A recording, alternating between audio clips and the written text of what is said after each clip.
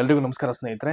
ತುಂಬಾ ಜನ ಈಗ ಟಿ ಎಕ್ಸಾಮ್ ಅನ್ನ ಬರೆದು ಪ್ರಾವಿಷನಲ್ ಕೀ ಆನ್ಸರ್ಸ್ ಎಲ್ಲ ನೋಡಿದ್ದಾರೆ. ಅಲ್ಲಿ ಆಲ್ಮೋಸ್ಟ್ ತುಂಬಾ ಒಳ್ಳೆ ಸ್ಕೋರ್ ಮಾಡಿರ್ತಕ್ಕಂಥ ಅಭ್ಯರ್ಥಿಗಳು ಒಂದಷ್ಟು ಮೆಸೇಜ್ ಮಾಡಿದ್ರು. ಟಿಇಟಿಯ ಒಂದು ಪ್ರಮಾಣ ಪತ್ರ ಯಾವಾಗ ಬರ್ಬೋದು, ಏನ್ ಕತೆ, ಅದಕ್ಕೆ ಸಂಬಂಧಪಟ್ಟಾಗ ಏನಾದರೂ ಇನ್ಫಾರ್ಮೇಶನ್ ಪ್ರೊವೈಡ್ ಮಾಡ್ಲಿಕ್ಕಾಗುತ್ತೆ ಅಂತ ಅಂದ್ಬಿಟ್ಟು ಈಗ ಆಲ್ರೆಡಿ ಇದು ಅಫಿಷಿಯಲ್ ನೋಟಿಫಿಕೇಶನ್ ಬಿಟ್ಟಾಗಲೇ ಅದ್ರ ಬಗ್ಗೆ ಕ್ಲಿಯರ್ ಕಟ್ ಆಗಿ ಎಲ್ಲವನ್ನ ಮೆನ್ಷನ್ ಮಾಡಿದ್ರು. ಸೊ ಈಗ ಅಬ್ಜೆಕ್ಷನ್ ಫೈಲ್ ಮಾಡಲಿಕ್ಕೆ ಡೇಟ್ ಕ್ಲೋಸ್ ಆಗಿದೆ. ಅದು 12ನೇ ತಾರೀಕು ಆಯಿತು ಅಂತ ಅನ್ಸುತ್ತೆ according to me. So 2 days ಆಗಿದೆ ಈಗ.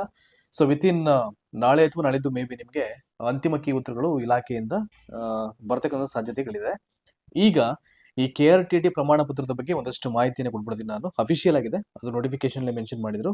ನೋಡಿ, ಇಲ್ಲಿ ಶಿಕ್ಷಕರ ಅರ್ಹತಾ ಪರೀಕ್ಷೆಯಲ್ಲಿ ಕನಿಷ್ಠ ಅರ್ಹತಾ ಅಂಕಗಳನ್ನು ಗಳಿಸಿದ ಅಭ್ಯರ್ಥಿಗಳಿಗೆ ಗಣಕೀಕೃತ ಅಂಕಪಟ್ಟಿ ನೀಡಲಾಗುವುದು. ಅಂದ್ರೆ ಡಿಜಿಟಲ್ ಸರ್ಟಿಫಿಕೇಟ್, ಗಣಕೀಕೃತ ಅಂಕಪಟ್ಟಿ ನೀಡಲಾಗುವುದು ಅಂತ. ಅಂದ್ರೆ QR ಕೋಡ್ ಇರತಕ್ಕಂಥ ಒಂದು ಗಣಕೀಕೃತ ಅಂಕಪಟ್ಟಿ ಅದು. ಕೇಂದ್ರೀಕೃತ ದಾಖಲಾತಿ ಘಟಕದಿಂದ ಈ ಸಂಬಂಧ ಪ್ರತ್ಯೇಕವಾಗಿ ಮುದ್ರಿತ ಅಂಕಪಟ್ಟಿಗಳನ್ನು ನೀಡಲಾಗುವುದಿಲ್ಲ.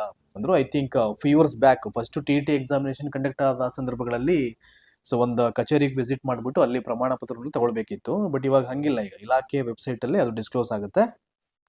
ಬದಲಾಗಿ ಅಭ್ಯರ್ಥಿಗಳು ವೆಬ್ಸೈಟ್ ನಲ್ಲಿ ನೀಡಲಾದಂತ ಲಿಂಕ್ ಮೂಲಕ ಸುರಕ್ಷತಾ ಕೋಡ್ ಹೊಂದಿರತಕ್ಕಂಥ ಗಣಕೀಕೃತ ಪ್ರಮಾಣ ಪತ್ರ ಪ್ರತಿಯನ್ನ ಪಡೆದುಕೊಳ್ಳಬಹುದಾಗಿದೆ. ಪ್ರತಿಯೊಂದು ಪ್ರಮಾಣ ಪತ್ರಕ್ಕೂ, ಅಂದ್ರೆ ಯಾರೆಲ್ಲ ಅಭ್ಯರ್ಥಿಗಳು ಎಲಿಜಿಬಲ್ ಆಗಿರ್ತಾರೋ ಆ ಎಲ್ಲ ಎಲಿಜಿಬಲ್ ಆದಂತ ಅಭ್ಯರ್ಥಿಗಳ ಪ್ರಮಾಣ ಪತ್ರಗಳ ಮೇಲೆ ಒಂದು QR ಕೋಡ್ ಅಂತ ಇರುತ್ತೆ. ಅದನ್ನ ಸ್ಕ್ಯಾನ್ ಮಾಡಿದ್ರೆ ಆ ಪ್ರಮಾಣ ಪತ್ರದ ನೈಜತೆ ಅವ್ರಿಗೆ ಗೊತ್ತಾಗುತ್ತೆ.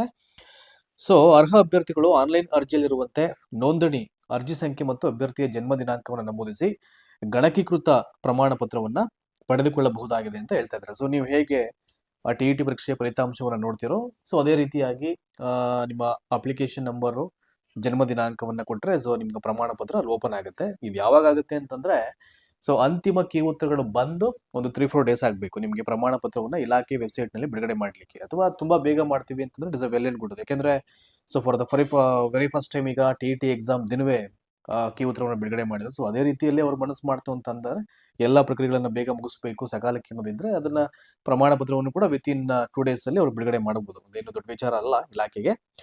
ಫಲಿತಾಂಶ ಪ್ರಕಟವಾದ 4 ವಾರಗಳ ಒಳಗಾಗಿ ಅಂತ ಹೇಳಿದ್ದಾರೆ ಇಲ್ಲಿ. ಸೊ ಇಲ್ಲಿ 4 weeks ಹೇಳಿದ್ದಾರೆ. ಕೆಲವೊಂದ್ಸಲ ಅದು ವಿತಿನ್ ವೀಕಲ್ಲೇ ಯಾವುದೋ ಒಂದು ಎಕ್ಸಾಮ್ ನಡೆದಾಗ ಬಂದಿತ್ತದು. 4 ವಾರಗಳ ಒಳಗಾಗಿ ಪ್ರಮಾಣ ಪತ್ರವನ್ನ ಇಲಾಖಾ ವೆಬ್ಸೈಟ್ ನಲ್ಲಿ ಅಪ್ಲೋಡ್ ಮಾಡಲಾಗುವುದು. ಅಭ್ಯರ್ಥಿಗಳು ವೆಬ್ಸೈಟ್ ನಲ್ಲಿ ನೀಡಲಾದಂತಹ ಲಿಂಕ್ ಮೂಲಕ ತಮ್ಮ ಪ್ರಮಾಣ ಪತ್ರವನ್ನ ಪಡೆದುಕೊಳ್ಳಬಹುದಾಗಿದ್ದು, ಈ ಸಂಬಂಧ ಇಲಾಖಾ ವೆಬ್ಸೈಟ್ ನಲ್ಲಿ ಮಾಹಿತಿಯನ್ನು ನೀಡಲಾಗುವುದು. ಅಂದ್ರೆ ಅಂತಿಮ ಫಲಿತಾಂಶ ಬಂದಾಗಲೇ ಹೇಳ್ತಾರೆ ಅವರು. ಸೊ ಪ್ರಮಾಣ ಪತ್ರ ಯಾವಾಗ ಬಿಡುಗಡೆ ಮಾಡ್ತೀವಿ ಅಂತ ಅಂದ್ಬಿಟ್ಟು. ಅದಾದ ನಂತರದಲ್ಲಿ ನಿಮ್ಮ ರಿಸಲ್ಟ್ ವಿಂಡೋ ಪಕ್ಕದಲ್ಲೇ ಅಥವಾ ರಿಸಲ್ಟ್ ವಿಂಡೋ ಕೆಳಗಡೆ ಇರ್ತಿದೆ. ನೀವು ಹೇಗೆ ಫಲಿತಾಂಶವನ್ನ ನೋಡ್ತಿರೋ ಅದೇ ರೀತಿ ಅಲ್ಲಿ ಇರುತ್ತದೆ. ಸೊ ನಿಮ್ಮ ಅಪ್ಲಿಕೇಶನ್ ನಂಬರ್ ಮತ್ತು ಜನ್ಮ ದಿನಾಂಕವನ್ನ ಕೊಡ್ತು ಅಂತಂದ್ರೆ ಅಲ್ಲಿ ಬರುತ್ತೆ ಒಂದು option, download your KRTT certificate ಅಂತ. ಅದನ್ನ ಕ್ಲಿಕ್ ಮಾಡ್ತು ಅಂತಂದ್ರೆ ನಿಮ್ಮ ಪ್ರಮಾಣ ಪತ್ರ ಅದು ನಿಮಗೆ ಡಿಸ್ಕ್ಲೋಸ್ ಆಗುತ್ತೆ. ಅದು ನೀವು ಎಷ್ಟು ಬೇಕಾದ್ರೂ ಪ್ರಿಂಟ್ನ ಅಲ್ಲಿ ತಗೊಳ್ಳಿಕ್ಕೆ ಅವಕಾಶ ಇದೆ. ಎಷ್ಟು ಪ್ರಿಂಟ್ ಬೇಕಾದ್ರೂ ತಗೊಳ್ಬಹುದು, ಅದೇನು ತೊಂದರೆ ಇಲ್ಲ. ಸೊ ನಿಮ್ಗೆಲ್ಲ ಅದರ ಪ್ರಮಾಣ ಪತ್ರದ ವ್ಯಾಲಿಡಿಟಿ ಬಗ್ಗೆ ಈಗಾಗಲೇ ಮಾಹಿತಿ ಇದೆ. ಸೊ ಫಸ್ಟ್ ಎಲ್ಲ ಅದು 6 to 7 years ಮಾತ್ರ ಇತ್ತು. ಇವಾಗ ಲೈಫ್ ಟೈಮ್, ಜೀವಿತಾವಧಿವರೆಗೆ ಆ KRTT ಪ್ರಮಾಣ ಪತ್ರ ಮಾನ್ಯತೆಯನ್ನ ಹೊಂದಿರುತ್ತೆ. ಸೊ ಇದಿಷ್ಟು ಯಾರು ಕೇಳಿದ್ರು ಅವರಿಗೆ ಒಂದು ಬ್ರೀಫ್ ಆಗಿ ಇನ್ಫಾರ್ಮೇಶನ್ಸ್ ಕೊಟ್ಟಿದ್ದೀನಿ. ಸೊ ಇದೇ ರೀತಿಯ ಮಾಹಿತಿಗಾಗಿ ದಯಮಾಡಿ ನಮ್ಮ ವಾಹಿನಿನ ಸಬ್ಸ್ಕ್ರೈಬ್ ಮಾಡಿ, ಎಲ್ಲರಿಗೂ ಶೇರ್ ಮಾಡಿ. Thank you so much.